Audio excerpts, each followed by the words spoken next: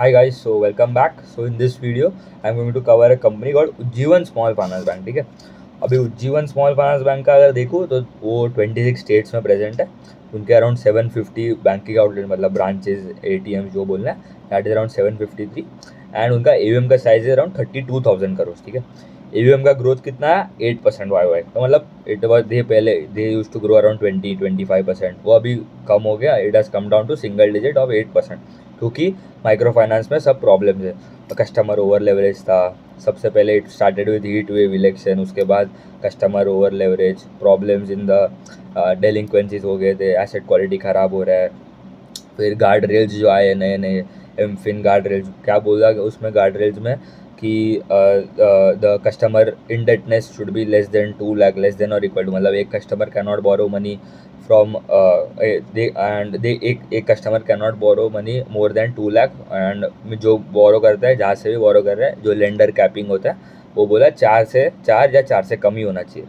तो वहाँ पे उनको प्रॉब्लम हो रहा था, सबको प्रॉब्लम हो रहा है, ऐसा नहीं है कि खाली इनको ही हो रहा है। तो फिर अभी AUM का ग्रोथ आया कितना 8%, डिसबर्समेंट का ग्रोथ आया 11% and 39% quarter on quarter growth. ठीक है, तो quarter on quarter it is showing कि भाई अच्छा अच्छा अभी बॉटमिंग आउट साइकिल में प्ले कर रहे हैं एंड दे आर टेलिंग कि आगे जाके उन्होंने अभी तक कोई स्पेसिफिकली गाइडेंस तो नहीं दिया in terms of AUM growth disbursement जो भी होएगा, but they have told that वो क्वार्टर वन और FY26 में देगा, मतलब नेक्स्ट क्वार्टर में जब उनका रिजल्ट आएगा। उनका सिक्योर्ड और अनसिक्योर्ड वाला मिक्स देखो तो it stand at around as of quarter 4 FY25 it stand at around secured वाला 44%, अनसिक्योर्ड 56%। और FY24 के अगर वाई देखो तो इट वॉज 30-70 का रेशियो था। तो अभी इंक्रीज आया सिक्योर्ड वाले सेगमेंट में। तो अभी इनका अगर देखूँ ना तो सबका सबका अभी निम्स में प्रेशर आ रहा है, क्योंकि उनका सबका यील्ड कम हो गया, क्योंकि micro finance is a high yielding product as it is unsecured. And इनका AUM में मिक्स भी देखो तो 40% जो आता है that is from the joint lending group, मतलब माइक्रो ग्रुप लोन जो है उनका 40% जॉइंट लेंडिंग ग्रुप से आता है। फिर इंडिविजुअल लोन जो भी अनसिक्योर्ड ही है, जो भी माइक्रो फाइनेंस ग्रेजुएटेड कस्टमर्स को जो देते हैं, थोड़ा उसमें टिकट साइज थोड़ा ज़्यादा होएगा, दैट इज़ अराउंड 16%। फिर हाउसिंग वाला सेगमेंट में अभी वो स्केल अप कर रहा है, हाउसिंग लैब वाले सेगमेंट में वो बहुत स्केल अप कर रहा है, home loan, loan against property. आप भी देख भी रहे हो, मतलब अफोर्डेबल हाउसिंग में मतलब बहुत ह्यूज टेलविड्स है। All the companies are reporting very strong numbers in that space. आप देख लो from likes of India Shelter, Home First, Aptus, फिर बड़े प्राइम हाउसिंग में भी आप देख लो, बजाज हाउसिंग हो गया, 26-27% का AUM ग्रोथ मार रहा है। MSME इनका भी है, MSME सेगमेंट इज अराउंड 6%। फिर एग्री बैंकिंग हो गया 1%। फिर फाइनेंस इंस्टीट्यूशनल ग्रुप मतलब बड़े कॉर्पोरेट्स बड़े ग्रुप्स को लैंडिंग कर रहा है, that is around 9%। And others में आ गया आपका gold loan, vehicle loan, that is around 4%। अभी इनका बॉटम लाइन भी देखो तो पैट डी ग्रू 75%, पीपॉप में भी मतलब 3%, 31% डी ग्रू हुआ था।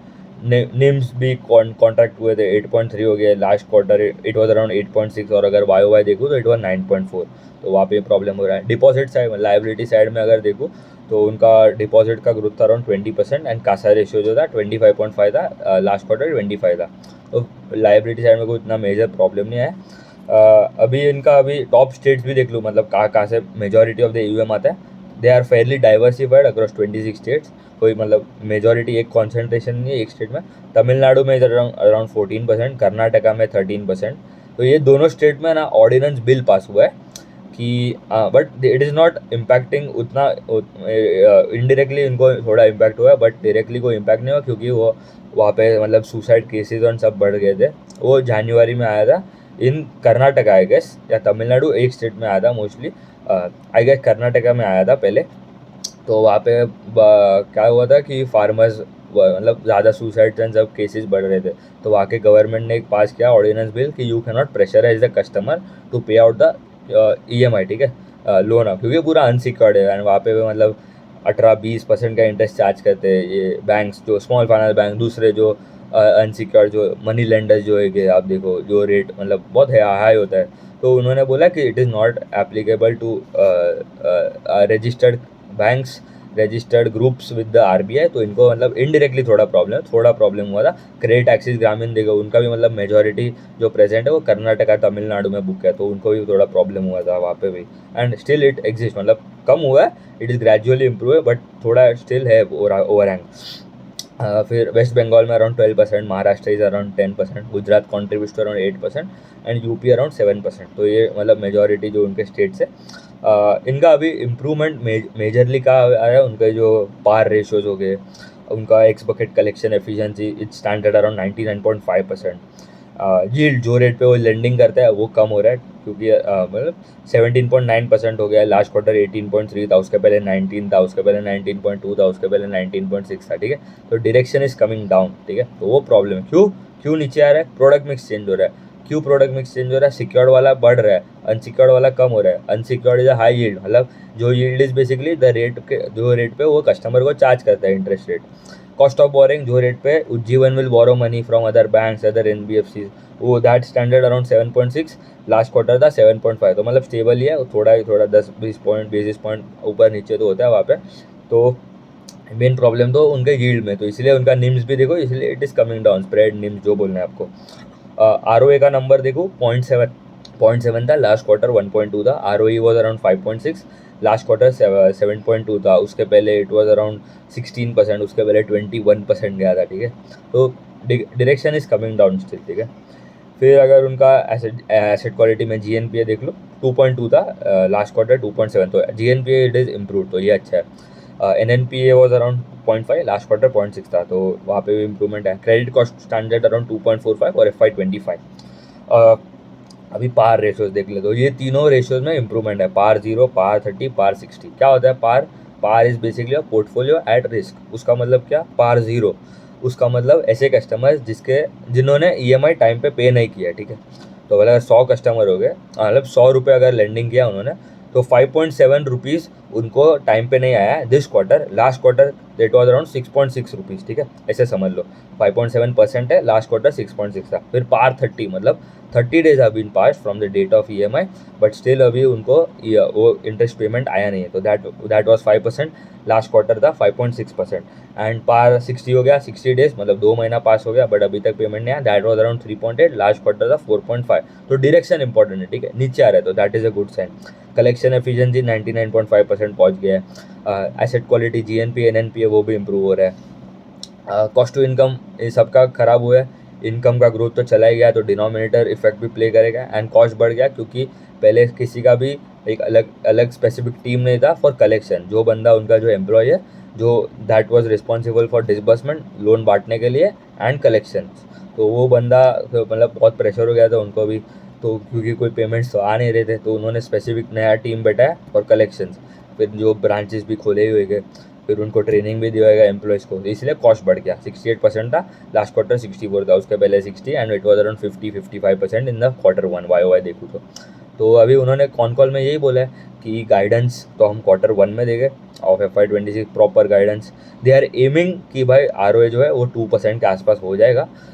उनका भी मतलब आउटलुक, प्रॉपर आउटलुक नहीं मिला है, बट प्रिलिमिनरी जो जो जितना एनालिस्ट लोग ने जो पूछा था उसके हिसाब से दे आर टारगेटिंग कि ROA should be around 2% in medium term. NIMS में थोड़ा प्रेशर आएगा, करेक्शन आएगा डाउन साइड, एंड उन्होंने बोला green shoots are visible and business momentum जो इट शुड पिकअप इन, आप देखो क्वार्टर 2 के बाद, मतलब क्वार्टर H2 में it should pick up very well.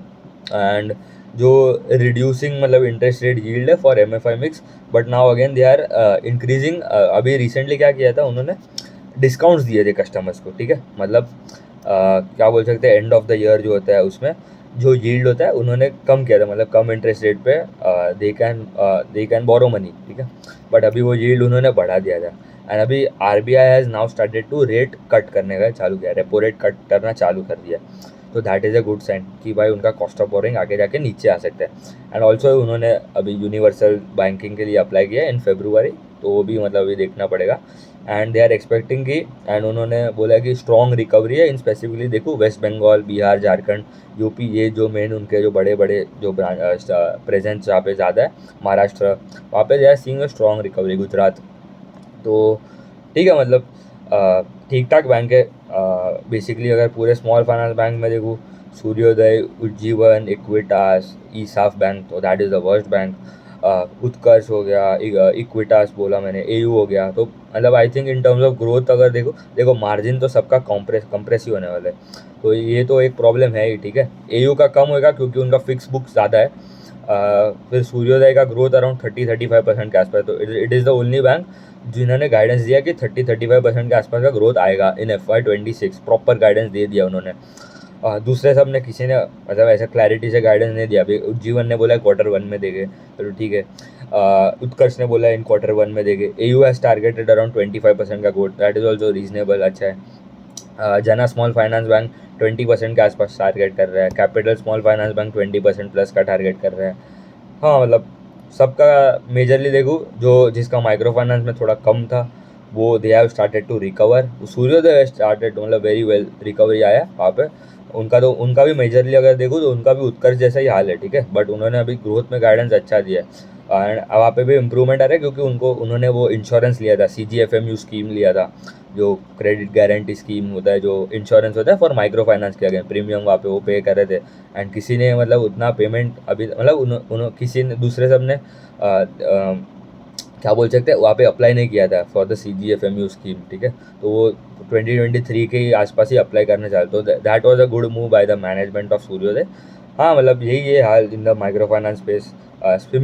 Similar देखो माइक्रो फाइनेंस NBFCs में भी वही प्रॉब्लम है। फ्यूजन फाइनेंस, स्पंदना स्फूर्ति, वो सब का मतलब they are the worst one in the micro finance bank. थोड़े अच्छे अगर देखूँ तो दैट इज़ लाइक आपका क्रेडिट एक्सिस ग्रामीण हो गया, अरमान हो गया, ये 2-3 जो है। Satin credit card Fairlie doing average performance. Muthoot micro finance का भी मतलब ऐसा ही है। तो ये मतलब सबका ग्रोथ में प्रॉब्लम हो रहा है, ठीक है। मेन तो वही है, ठीक है। We were expecting better growth, अभी तो वो बोल रहे थोड़ा डिले होएगा एंड ग्रोथ भी मतलब जो रेट से पहले क्या 40-35-40% के आसपास they used to grow easily, ठीक है। That now has slowed down. Arman का बुक डी ग्रो हो गया 15%, ठीक है। We will cover that companies in the different videos, but वो भी एक इंटरेस्टिंग स्पेस है, ठीक है। पूरा मतलब अभी बॉटम साइकिल मतलब बॉटम आउट हो गया है ये साइकिल, अभी कलेक्शंस एंड ग्रोथ पे सब है, ठीक है। Thank you.